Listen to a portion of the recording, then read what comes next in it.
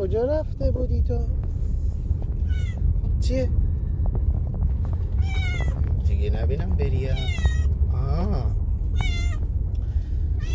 کجا رفته بودی تو؟ چان این همه راه رو کی تو رو دزدیده بود؟ راستشو بگو تویسی، کی تو رو دزدیده بود؟ جان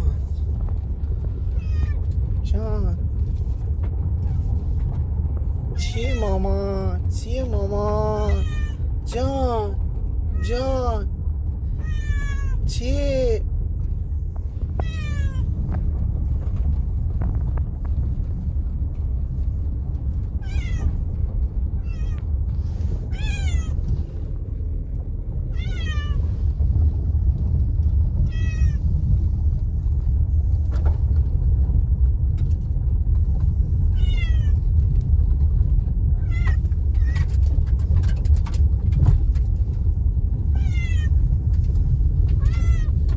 چیه؟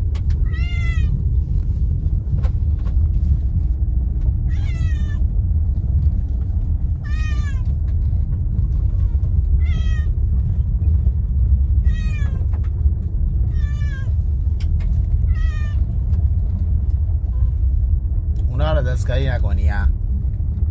میخوای رانندگی کنی بیام رانندگی بهت یاد بدم. میای رانندگی کنی؟ آره بیرون نه، امروز دیگه وقت بیرون نیست.